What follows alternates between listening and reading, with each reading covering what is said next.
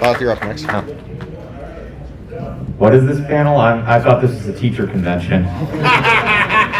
There's no Mr. Bungle here.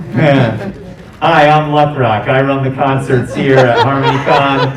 I also run the concerts at a bunch of other conventions. I'm the event programming head of Winnie City PonyCon and Ponyville Cider Fest. I can't do my usual voice. I have, it's been a long weekend. Been using my voice. Thank you. Hello, I'm Thoth Penswell. I'm one half of the PR for TrotCon, also one half of the Rift Ponies.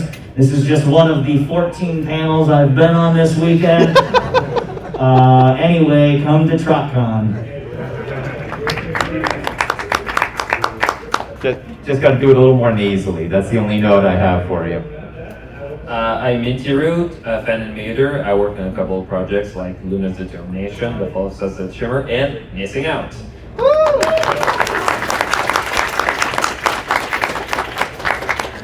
So I could not think of a better way to start the Glimmer Gang Unleashed panel, and I debuted this panel at Everfree Northwest back last year actually, and I figure that this is going to be a tradition going forward for Glimmer Gang Unleashed whenever I do this panel. So I would like you all to stand and rise for our national anthem. Hats off. Hats off. Wait that way.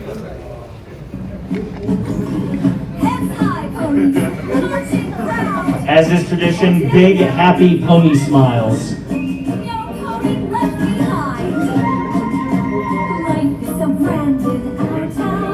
We're always filled with cheer. We never have to look around to know that we're all here. In our town,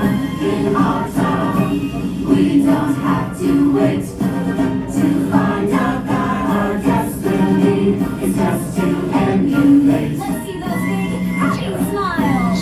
Life is a smile in our town. Our cutie marks the same.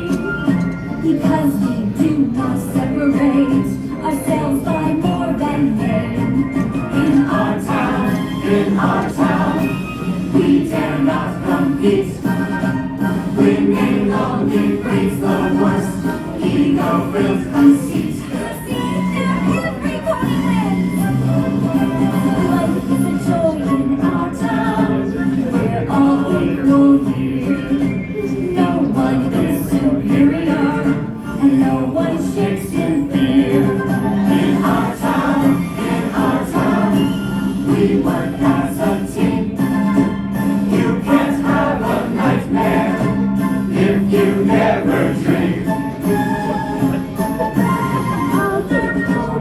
Imagine being a normal Texan walking in right now. Well, to quote a certain somebody from last year, like, what are we doing?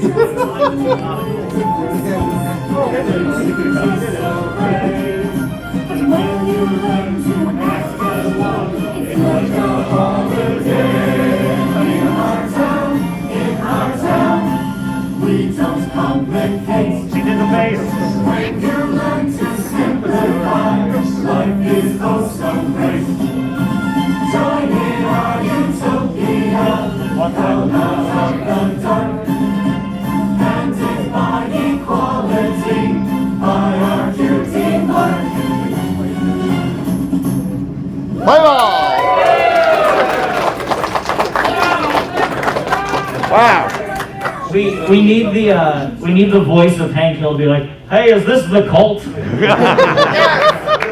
Yes, it is. We are the cult of Glimmer. We are an open-minded Starlight Glimmer society of happiness and point. Yeah, this is Yeah, the one. It is. Do I look like I know what a glimmer is? I look like someone who would be in a cult. So, I want to begin this panel by saying that the amount of Glimmer fans I've met over the years is just absolutely immaculate. Like, so for those of you who don't know, if you were not at HarmonyCon in 2020, that is how we kind of got this whole thing started. So the way it goes is this, is that Kelly Sheridan was in attendance that weekend, and I had never seen that many Glimmer stands ever in my life. So this gentleman on my right here did something 3 years ago at this very convention that kicked off how the Glimmer Gang officially became born, and I'll let him tell that story here. Okay, do I have to model with it too? So, hi, Thought Penswell, everyone. That's my actual name. So, at HarmonyCon 2020, I decided I wouldn't tell anyone that I was going to go all Glimmer on it because Kelly was there and it was our first time as community guests. So, I wore these. Hold on. There you go. Yeah, there's your ankle for the weekend. Yeah. So, yeah. So, again, this will look really weird to any Texan who comes in. Yeah, right. So, that weekend, I put these on under my jeans, and before opening ceremonies, I told no one. And then at opening ceremonies, I took my pants off on the main stage in front of the entire opening ceremony crowd. I didn't count on the fact that taking jeans off is a lot less swift of a motion, so there's a lot more time for people to react in horror as you're taking your pants off. So that's how that started. So that's how that started. I was about 4 seconds away from being full body tackled by security. And the fact I've had multiple staffers tell me that tells me that that is legitimate. So that's my story. Humble beginnings, I guess we'll call that. So then the hashtag goes, it was a meme at the time. It was hashtag Glimmer Gang because that's what it was all weekend. And what started out as a joke has now become a, no pun intended, but a actual now cult following. That's all of you. But so I want to also open up this panel by also, I'm going to open this question to my 4 associates here. So the question to begin this is, how has Starlight Glimmer impacted your lives, and what kind of impact has she made on you to make her your favorite pony in Generation 4? So I will start with Cole, and then we'll go down the line here. It is difficult to describe why, it's like, there's no character in the show, you just see her, and you're just like, yeah, that's the one. It's so weird, I can't even really, pinpoint the moment, other than just, watching the show, but, it's one moment I had no Glimmer merch, and then one moment I had all of it. And Truth. And, I'm never going back. So it was a murky 2016 for me, and I struggled to find where I belonged in life. And how I got introduced to this fandom was honestly on a Starlight episode. And it was every little thing she does, oddly enough. And I'm watching her this entire time, and I'm sitting in my pretty beat up office chair that looked like it was going to be on death row at any second. But I was watching that episode, and I was like, man, what she's going through is exactly what I'm going through in a personal life. Is that, for years when I was in high school, I struggled to make friends because I was shy. I was kind of an outcast in those days. But it was like everything she's going through at this very moment is something I could absolutely relate to. And, yes, I'm still biased. I say that she's best pony, but she is my inspiration for wanting to get up in the morning, saying if she could tackle her problems that she dealt with, then so can I. So that's why I could still go into more detail, but I want to hear from these other 3 on what Glimmer has done to their lives. Can I add one thing, since I blanked and now I remember what I wanted to really say? Go ahead. The thing that I've always really grasped to for Starlight is the fact that she was outside of a friend group and got let in. And I've always felt throughout my whole life, through high school and all that, there's always been these big friend groups around me, and then just me on the side. And then sometimes they might talk to me, but when they go do something, I'm not there. So seeing some pony be able to be accepted into a friend group is just really inspiring for me, and I think that really spoke to me. Good answer. Good answer. Well, my girlfriend has been a lot more nervous since Starlight Glimmer entered my life. So, no, what I really appreciated about Starlight Glimmer when she was introduced, and she wasn't immediately like, oh, that's my character. I was as nervous as other people were about her entering the main cast and being like, what's this going to do to the show that I've loved for 5 years? But the thing I really appreciated about her character, and over the course of season 6, she shot to the best for me, is how she very visibly makes mistakes, and she learns from those mistakes throughout the really early on appearances of her character, and still does until the end of the show. She's very, like Taylor was saying, like Cole was saying, she's very ironically human that way, and you see a lot of humanity in her, especially once you had 5 seasons with the main cast and you knew them front and back. But with Starlight, it's like, oh, this is a new person and she's real and she'll be really blunt and honest and she might brainwash her friends every once in a while. That's a person. That's me, right? Like Taylor was saying, that's me, not the brainwashing part. But yeah, it was just immediately like she's a really magnetic character in that way. And everything she does from season 5, season 6 to the end of the series, it's like that's a character that you're growing with and watching grow, and that's really sweet to watch in a way, for me at least.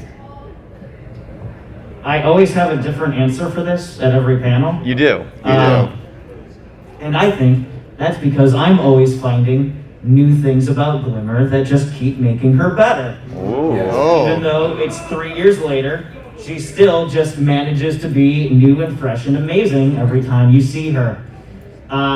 So, a few months ago, there's a little backstory to my answer.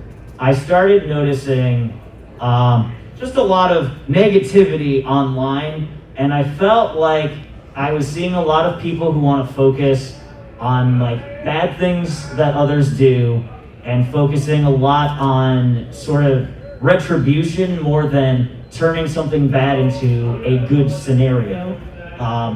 People don't seem to really focus on like personal growth or helping someone who might be a little bit troubled get to a place where they can thrive.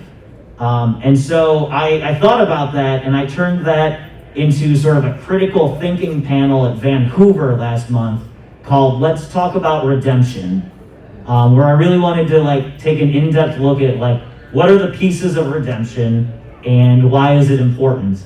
And there's a certain character we're talking about today who made it really easy to demonstrate.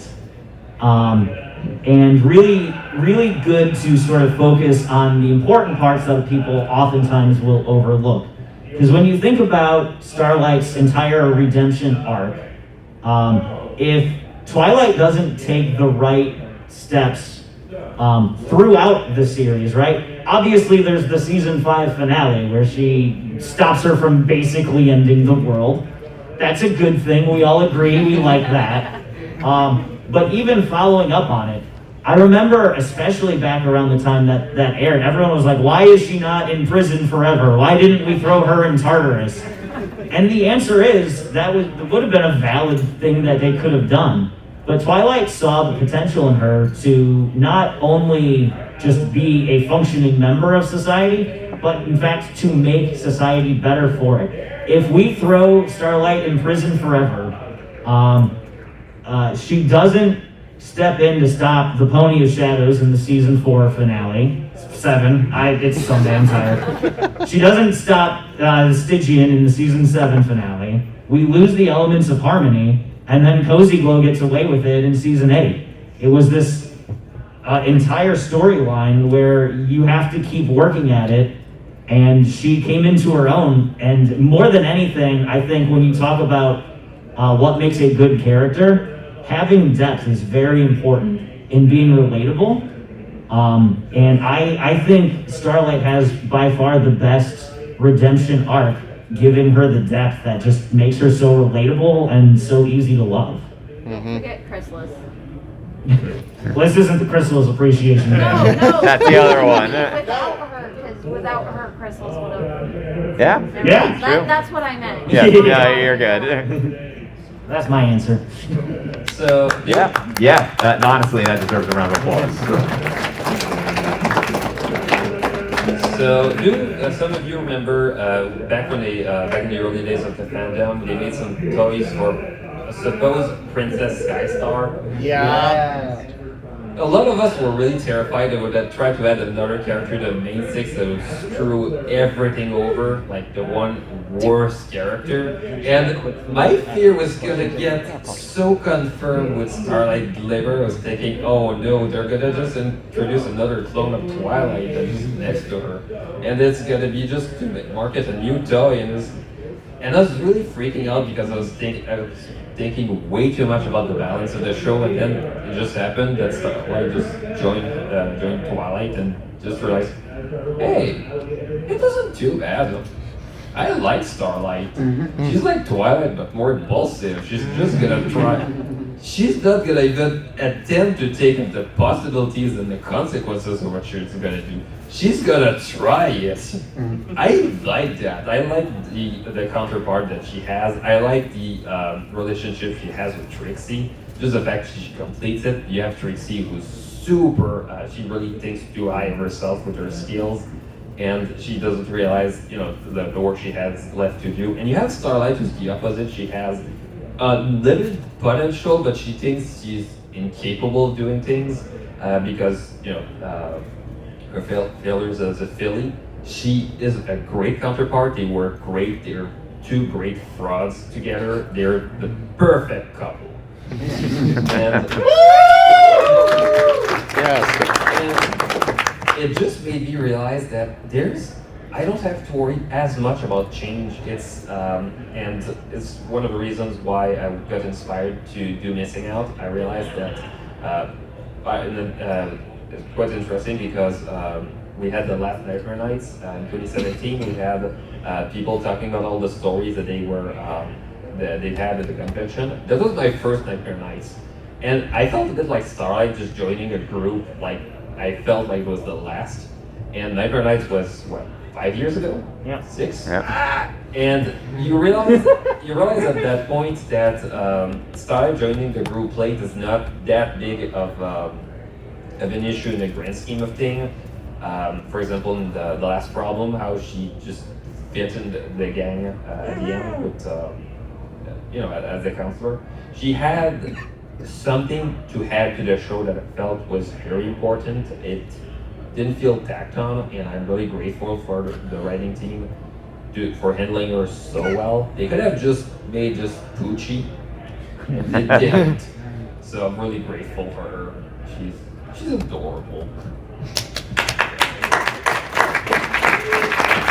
It's funny. People are like, why didn't you send Starlight to Tartarus when she tried to screw over? And yet when we do that to Cozy Glow. If he sent her Tartarus, then Maud wouldn't have her as a friend, so that's Well, fine. True, but then they did that to Cozy Glow after she Well, did. Cozy Glow isn't Maud's friend, so. Well, here's the thing. Cozy Glow was a kid, a little shit. Hey, a little poop. You can't reform a kid who already knows how to swear. Quote Minty Root 2023.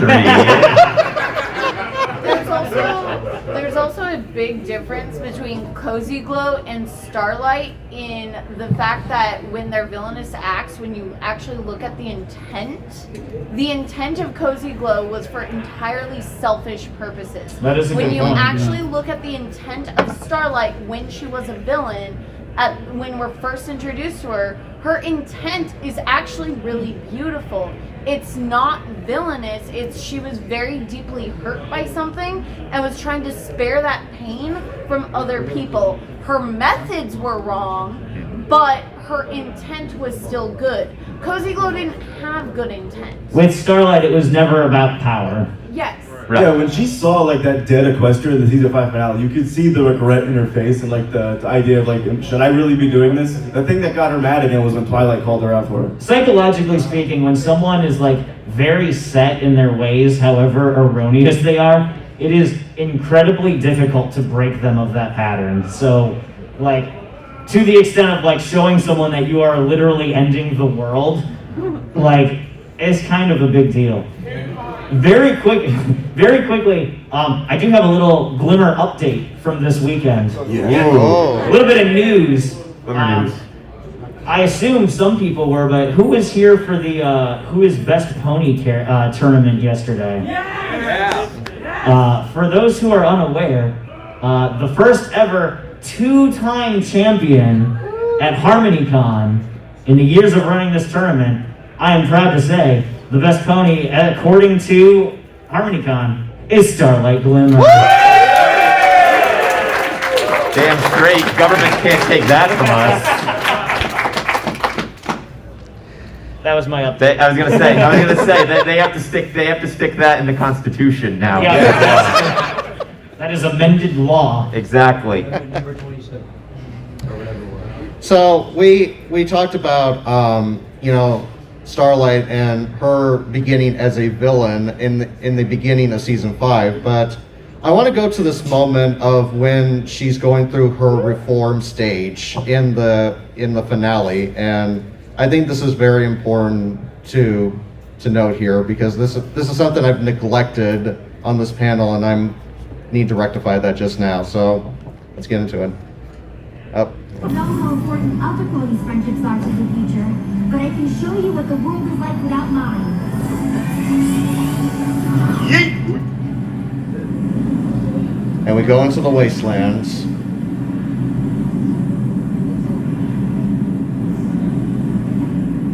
Where are we? The future. I am right now. Look, there's nothing here. I wish I could say I was surprised, but every world No, I've we come have back to is trees. worse than the last. I don't know why my friends and I are so important to Equestria, but we are. I don't believe you! Come on, Starlight, look around! Like I said, everything in the past affects the future, even the tiniest act. And what you're doing leads here. I know I can't stop you, but I thought showing you this might change your mind. Change my mind? You don't know anything about me. I was perfectly happy before you and your friends ruined what I built! I don't know what happened that led you to make your village without cutie marks. And I'm sorry my friends and I had to take it away. You wanna know what happened to me? I'll show you!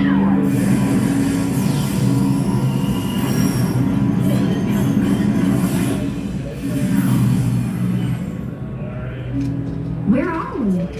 That map of yours is connected to every part of Equestria, and this part is my home.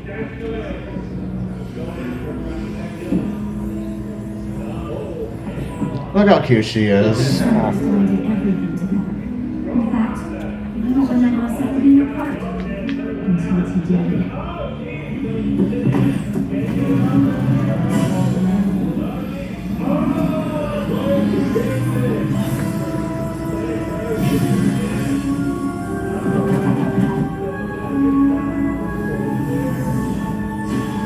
By the way, I love how they introduced Sunburst here just so we could get him later on. And his mother. Never seeing that guy again. His family recognized his magical talent and sent him off to Canterlot. I never saw him again. Well, why not? Because of his cutie mark. He got his and I didn't. He moved on and I didn't. I stayed here and never made another friend because I was too afraid another cutie mark would take them away too. That's ridiculous. A cutie mark can't take your friends away. Not every pony's lucky enough to get her cutie mark at the same time as her friend.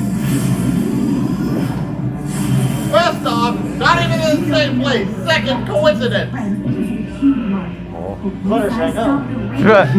You will. And when I destroy this scroll, there'll be no way for you to change it. Dun, dun. My Little Pony. I don't know what you went through, but I do know you can't do this. I've seen where this leads, and so have you. I only saw what you showed me. Who knows what'll really happen? I've seen it a dozen times. Things don't turn out well in Equestria without my friends. Ugh, what's so special about your friends? How can a group of ponies that are so different be so important? The differences between me and my friends are the very things that make our friendship strong. I thought Sunburst and I were the same, but we turned out different, and it tore our friendship apart. We all have that one ex. Make new friends. And if something that you can't control happens that changes things, work through it together. That's what friendship is. And it's not just my friendships that are important to Equestria. Every pony's are. When yours ended, it led us here. But just imagine all the others that are out there waiting for you if you just give them a chance. How do I know they won't all end the same way? I guess it's up to you to make sure they don't.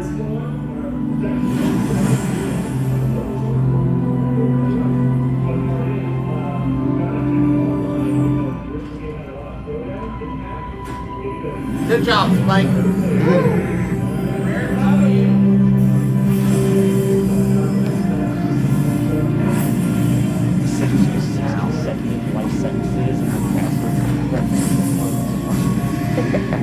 And the map said no.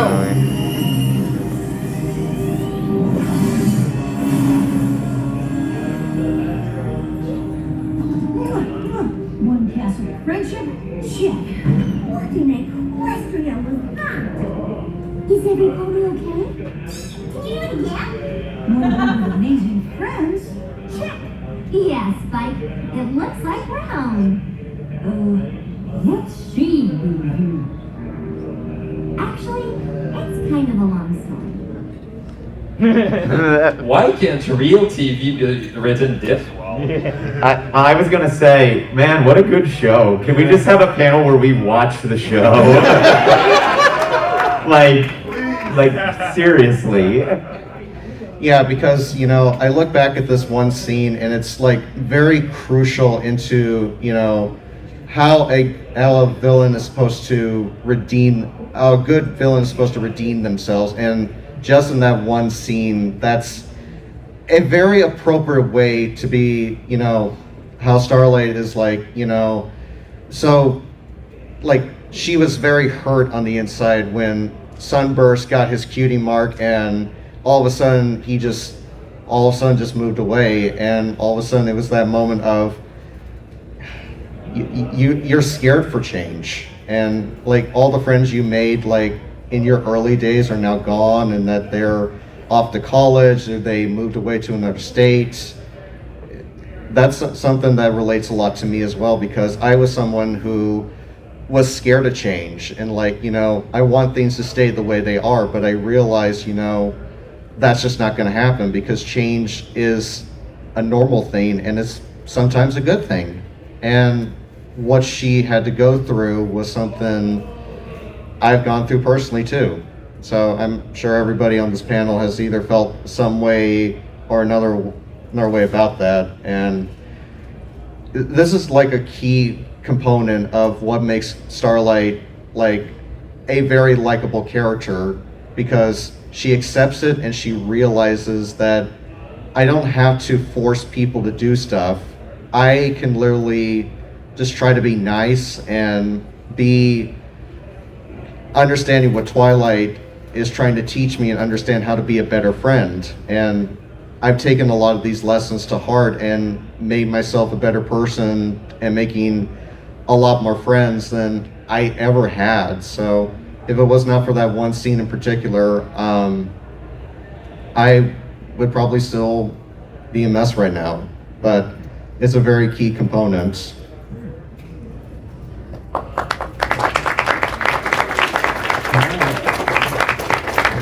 Can I share a theory that I have? Sure, go ahead. So we never find out how Starlight gets her cutie mark, and I want to share my thoughts on this. What? But remember, this is all just a theory, game theory, whatever. I would go with film theory. Yeah, a main theory. Okay. Okay. We're nerds. Quiet on the set. Okay.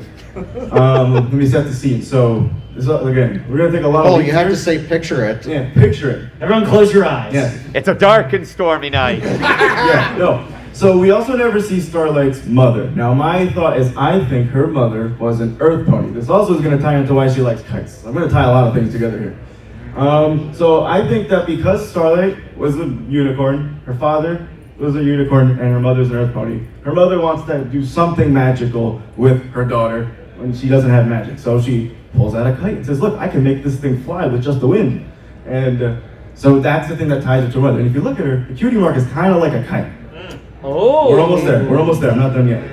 So I think we don't see the mother in the picture, and we have a very overly positive father, right? So I think that this overly positive father, something must have happened to the mother. I don't know what. Something must have happened to her, and with the over positive father was probably trying to be too upbeat about it towards Starlight when Starlight wanted to grieve or whatever happened to the mother, right? I mean, Hang on. I'm on board. Hang on. So, when this Let happens... the man cook. Yes, let the man cook.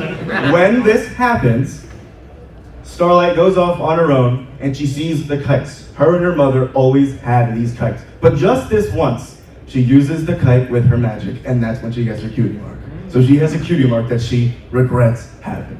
And that I actually never thought of that. That's an interesting. That's why her cutie mark is like this magical kite-looking thing. I read that fan fiction. But also remember, whenever we went back to Science Hollow, what her room looked like. It was a goth thing. I think that might have come after that. When she got her cutie mark, it just went full goth because she was mad at the world. The full goth was definitely a byproduct of an overly supportive father. Oh yeah. But God, I'm losing my train of thought here. Well, Minty, I believe that you've been working on something. Oh, I do have a headcanon also about Starlight and her contribution to the whole show that I don't think people have really covered that much.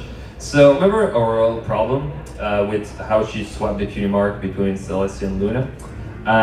I was thinking about that, like she has the ability to remove cutie marks and thus being able to swap them.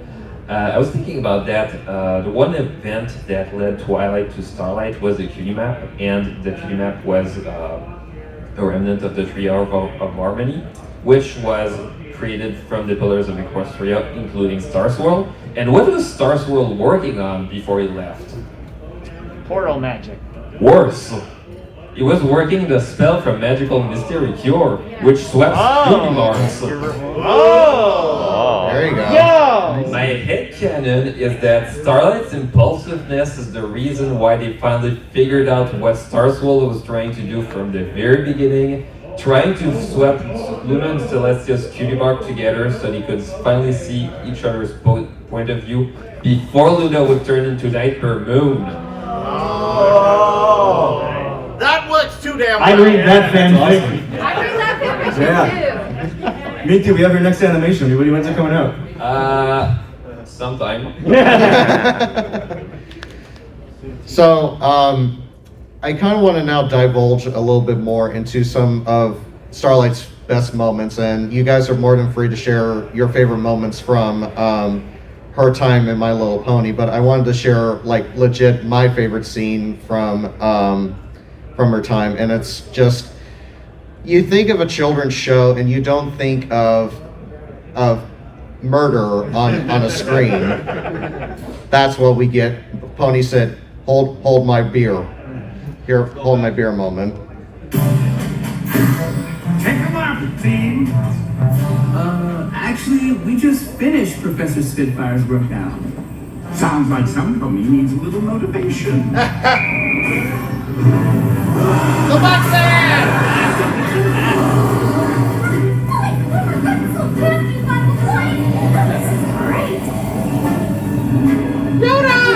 Hey, Coach, we need a break.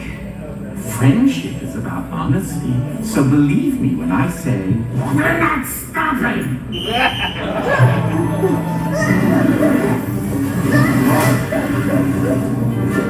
Yoda, can't run faster!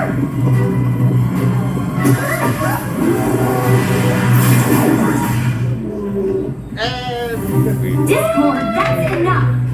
Endangering students crosses the line! I don't know why you're trying to ruin this school, but it stops now. I wouldn't be so sure. This is your last warning. Oh no. In fairness, she did give him 2 warnings. Well, he's not acting like it. She's right, Discord.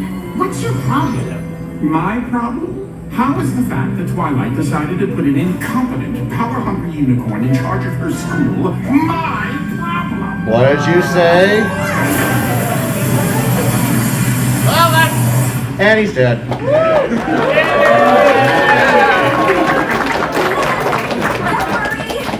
Banished him from school grounds forever. He's fine. Murder is magic. Why didn't you just talk to this? Could you imagine if we just never saw Discord after that? Like, we just don't talk about it. No, you haven't. Discord is just being Discord. Maybe. But I wonder why me being in charge bothers him so much. We can figure that out after the scavenger hunt. Come on! See, my girlfriend can't do that. Get in the back there. Yeah. I just let it happen. She out-Discorded Discord. She could have speed run the Return of Harmony like 5 minutes. well. Here's the thing. She banished him. He is still able to influence things, though. Yeah, I think like he comes back as a ghost. I think that's just him wanting to make Starlight feel bad because he's manipulative like that. Like I don't think he's actually dead. I think he's just like I'm gonna make her feel bad and come back and make her think he killed me. I prefer my headcanon is that my waifu killed God. and that's just a theory. Well, in fairness, Disco's only acting like this because he's very egotistical and petty. What's that?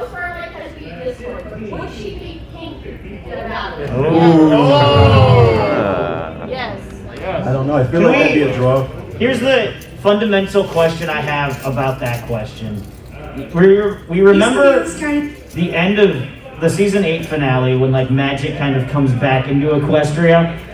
Did anyone notice that like the magic blobs like went into the unicorn horns, but also like one went into Pinky's forehead specifically? Yeah.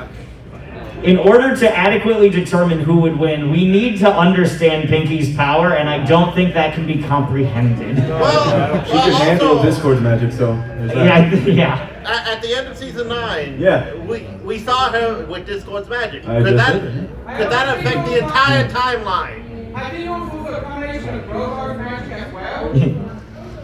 Hi, and in my TED Talk today, we are going to discuss. What are you guys, a bunch of bronies? I don't know. I like Starlight. Okay, but even if Pinky can handle Discord's magic, like we've already seen that Starlight can overcome Discord's magic, therefore I would say by default Starlight would still win. I like them. I like that. Remember, Discord beat Pinky and Starlight beat Discord, so By the transitive property. by the transitive properties. And you know how it's interesting, like, you know, how Starlight has the ability just to wipe out a villain in the series, and she's not even an alicorn either. So she literally has, so they may say that like Celestia or Luna might be the most powerful beings in Equestria, but Starlight's like, yeah, no, can you switch cutie marks like I can? And no one else can. It's also important to also think that she didn't use those powers on Twilight. She just wanted her to suffer emotionally. Emotional damage. So, another scene that Starlight is in, and this is when Twilight is just like absolutely just freaking out, and she has to be the voice of reason here, and I love this scene to death. And Really quickly before you play this, yeah, sure. I would like to, as this is playing, I remember exactly where I was the first time I watched this episode. I have a meetup group back home, and we had like probably 15 people over in my tiny little apartment to watch this, and like when you have watch parties and whatnot, the first time seeing an episode, you might like make some jokes over the episode or whatever, but like that's kind of where it ends. Maybe you talk a little bit. When you play this, I'm going to reenact how I reacted to it, because I never do this with the show, and this was a moment that was just so immersive and perfect that I want to try and recapture a little bit of that magic, okay? All right, let's get into it.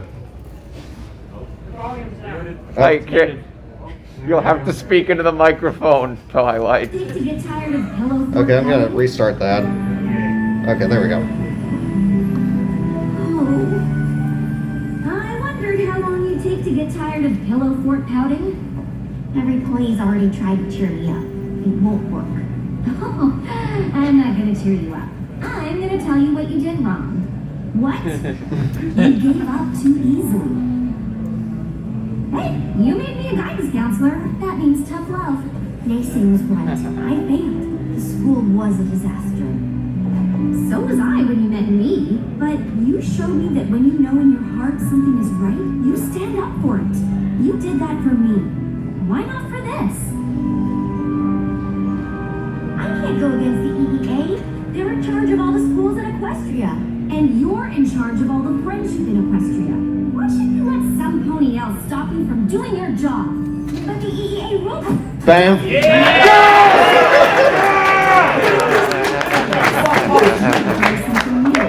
Something important. You're right. Why we're doing this is way more important than how we're doing this, and we are doing this. Now that's the Twilight I know. How can I help? You already have. Can you imagine the emotional damage seeing a book being destroyed? It was the only thing that could pop her out of her funk. Well, the thing is, she then wrote a better book, and they could not find fault. And then we got a great song out of it. Yeah, we did. Yeah, it's like she's like, all right, we playing hardball. Let's play. But how great was that? Where Starlight just said, "Screw the rules." Right, dude. Screw the rules, I'm Glimmer. I love her impulsiveness with that. She doesn't care about the rules. It's the perfect counterpart to Twilight. And it's the perfect like storytelling element of how to fix this episode, or how to fix this problem. It's like you just throw someone in there who says, if the rules are wrong, and we're not going to listen to them. Also, who knows when the last time the rules were updated? Yeah, you know, there's codes that we got to be looking at. There's old outdated ones that no one's heard. Also, kind of racist. Exactly. Mildly. Well, Starlight's like, we got to get Common Core in the student. In the we got to teach these students real math. Starlight is like the real life ideal engineer of how, as an engineer, you should look at a problem where if something's not working, go back to the drawing board and just be like, all right, we're going to scrap all of this. This isn't Star Swirl's friendship anymore. This is New Age friendship. Yeah. Engineer approved. That's 1,000-year-old information. We need new stuff. and you know, I still look back at this moment, and it officially solidifies Starlight as the boss in Equestria, because that is a total boss move, like telling Twilight, you gotta stop being a rule-abiding citizen here and just go with your guts. And because she fought hard for that school, and they wanted to do it, and she's not going to let someone come in and say, no, you can't do that. But, you know, Starlight comes in and she has to be, again, the voice of reason, telling Twilight, listen, don't listen to what others say. Do what makes you, you. And I think that's the most important part here is don't be afraid of taking chances, because, you know, you may never know what could happen to you in life down the road. Because if you obey by the rules, most of the time, you're not really going to be achieving a lot, you know? So we have about 15 minutes here in this panel left here. Does anybody have any questions, comments, concerns for us? If you have any questions for us, please feel free to answer, unless I just start rambling in the mic here for obvious reasons. Yes, sir, go ahead. On a scale of Glimmer to Glimmer, how much Glimmer is enough? Yes. 2 Glimmer. Right answer. I agree with Taylor. Yes. Yes, sir. Yeah. I have a comment. Can I say something? Yeah, sure, go ahead. I have a theory. So in the episode, Hot Swimming Tail, Starlight doesn't like how Hot Swimming Heat is first. And I think maybe that could be because, like, when she goes back home to see her dad, like, he's like kind of, like, I don't know, like she doesn't like him as much. So maybe like something happened between them and made her like stop liking hot swimming because it's just like maybe made it too much for her. And maybe that's why she didn't like hot swimming heat. Yeah, I think all these theories we got going are gonna tie into each other. We're gonna make a big old like game theory video stuff. We got to run these past John Hasbro after this. No, I definitely think that's a totally valid theory in my eyes, because a lot of Starlight's character seems to be based around trauma, I think. You see that she has that was one of the most impactful first moments that got me really on board with her character post-Reformation in season 6, The Crystalling, where you have that moment with her where the sound cuts out, and it's literally just a panic attack is what it feels like. And that, I think that really helps show that, especially with her relationship with her father, everything there. There's a lot in Starlight's past that's the way she acts. It establishes, it's the foundation for who she is as we see her in season 6, 7, 8, and 9. And again, that adds to that texture that I think makes her, to me, one of the most interesting characters, if not the most interesting character in the show. Yeah, you had your hand up?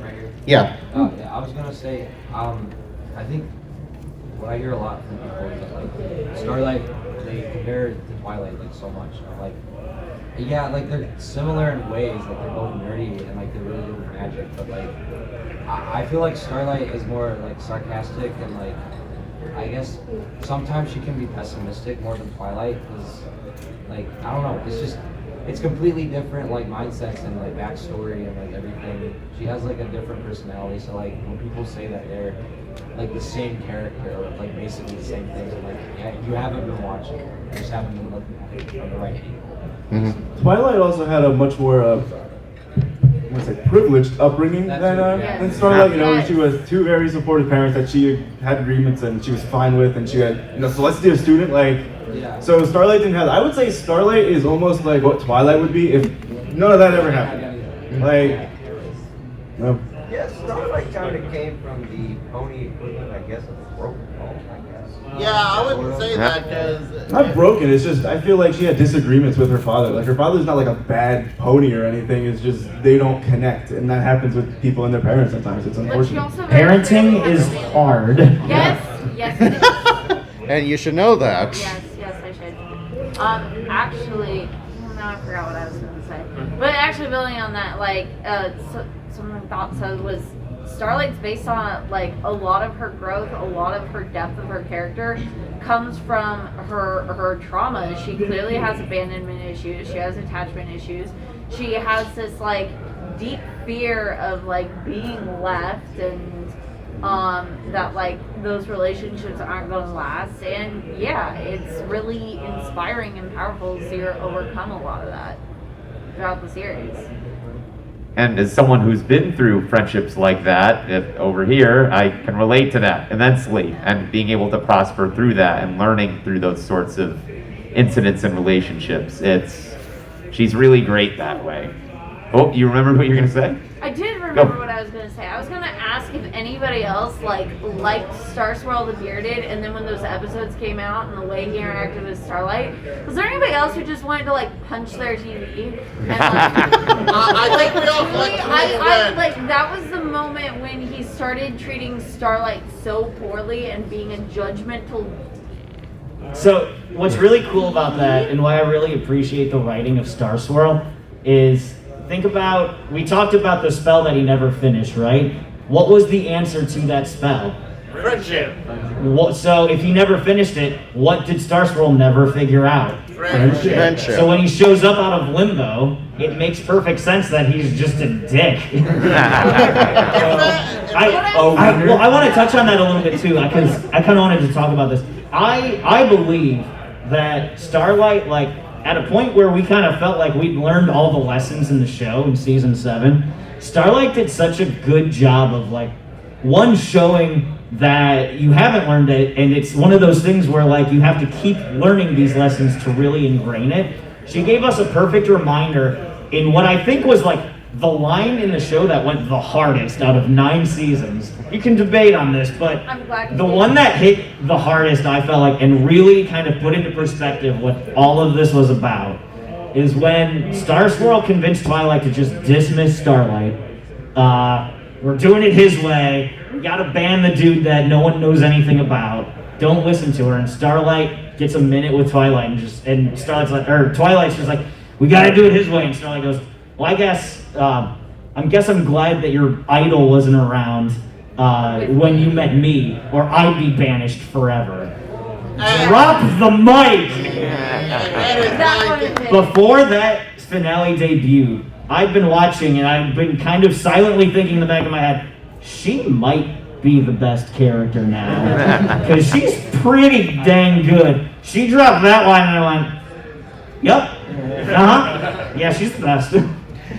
I think she earned the best in Royal Problem. Yeah. That was Royal Problem was probably her shining moment to show what she can do beyond, because that's before the school, that's before Star Swirl. That is her going, okay, I'm doing this on my own. What do I do? Well, let's try alternate perspectives. Mm-hmm. Yeah, I saw a question back there. Oh, yeah. So a more serious one. So how much would you guys say of, because I know you guys have a lot of Glimmer stuff. Like Quite a bit. lot of Glimmer stuff. How much of it would you say is like actual, like, pure passion for the character, and how much of it is like, yeah, it's my favorite character, but it's also really funny? Ooh. Oh, for the meme. Say funny? Okay, meme versus style. A bit of both. Why not? I mean, I see something in Starlight and I immediately want it. So there's that. And sometimes it is just something funny. Like you get like the toilet paper with her on it. Like that's awesome. But then I also have like a $200 commission from Sarah Richard, which I have framed and I love so much. And it's my phone background and has been since like 2018. So yeah, the range is crazy. Like I got this, you know? And then I get like you said, it's like the toilet paper or the... You gonna pull something out that you have that's... Oh no. He's pulling it out. He's pulling out the thing. He's pulling out the fin. No, you gotta go to Starlight hat. Oh yeah, get the Starlight hat on. There you go. No, Taylor, you gotta go Starlight. There, we're gonna do another. Here we go. There's Go. another. What is this? TF2. Yeah, exactly. You keep stacking. You stack more hats on. You knew I was just going to bring this out. You all knew that, right? Yeah, photo op, get your pictures. Getting pictures. All the photos. I mean, Hold the plushie. You gotta hold the plushie. you gotta hold the plushie too. You're killing all of them. Yes. Yes. Good. And tag me on Twitter so I can keep Good. embarrassing myself out Good. here. Text. Yeah, well, just add one more Yeah. star. One more. There you go. Yeah. Hold on. There we go. I got more. Hold on. There we go. Oh. Oh, yeah. There you go. Yes. Here you go. We're just gonna drown Taylor and all the Starlight now. Here you go. This is the rest of the panel now, everybody. Give me this arm real quick. Hold on. Hold on. There is Yeah, one good. Starlight thing that Taylor didn't get, and Yeah. Taylor hasn't gotten. All right. You have to earn it. Ooh. There's a Starlight simp bracelet. Ooh. That, well, you have to get it from Step to Harmony's My Little Dating Game, and when you go and you out simp the Starlight simp. He looks like the Pope of Glimmer fans. Yes! All hail. All right, last chance for pictures. Yeah, I'm gonna say. I don't know for you, but it's like the opposite of equality. I want it back, but. Yeah, I know. Man, JoJo's Bizarre Adventure hitting different lately. All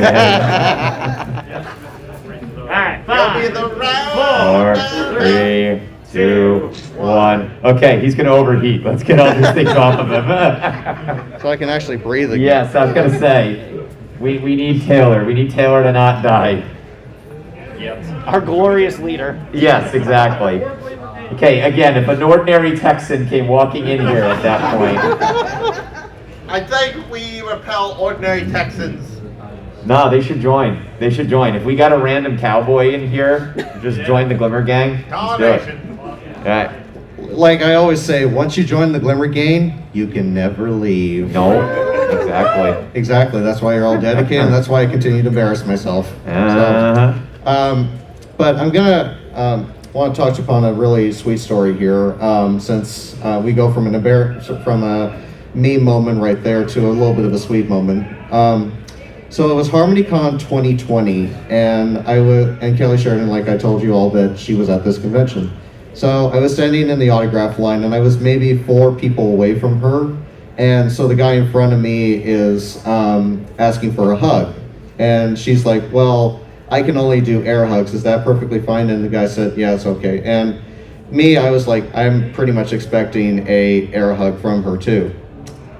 I was totally wrong. So I was the next one up, and she got so excited because she knew I was going to be in attendance that weekend, and she literally jumps out of her chair and runs over to hug me so intently, and I'm like kind of questioning it a little bit, but I was also sweet at the same time. But I was like, "Kelly, I thought you only hugged. I thought you only did like air hugs." And she was like, "I only hug special people, and you are definitely special people, and I consider you a really good friend of mine." And I was like, "Okay, cool. I'm crumbling on the inside here."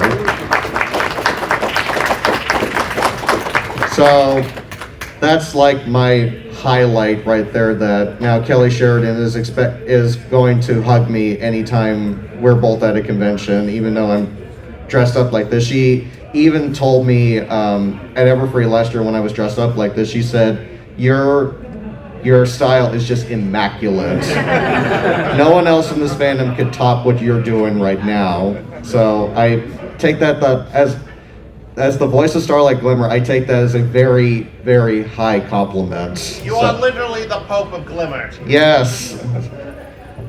But got a couple minutes left here. I cannot thank you all so much for coming out to Glimmer Gang Unleashed and letting us talk for an hour about this wonderful pony that the fandom once hated. Now we all love now. Any final comments from you guys on this panel before we have to disassemble everything and then... Can I self-promote a little bit? Well, of course. So, hi, I'm a musician sometimes, and I've had this idea for a Glimmer song for a while, and it's almost done. And so I think I can sort of say, is anyone familiar with the song "Stan" by Eminem? Oh. Yeah. So I've had this idea I've wanted to do for a while, and it's finally like almost done, where instead of like the Dido song, it would be "In Our Town," and the letters would be Starlight writing to Sunburst after he went to school, but they never got delivered. And so as the song goes on, the "In Our Town" just keeps getting louder and louder, and it's her kind of devolving into how we like first meet her. And so I've had like lyrics written. It works almost too well. It makes almost too much sense. And so I've got the instrumental fully done for that. So be on the lookout, and maybe we can promote it soon. You've got me so excited for this now. I want to listen to this. And with that being said, guys, it is 1:45. That is going to conclude this panel for Glimmer Gang Unleashed. Thank you all so much for coming to talk about Death Pony. I immensely appreciate it. I want to thank Cole, Thoth, Luckrock, and Minty Roo for being a part of this wonderful panel. I hope you guys enjoyed it as much as I did. Have a good rest of your HarmonyCon, and keep on Glimmer Gaining, everybody. Wow. Wow, Glimmer. Wow, Glimmer.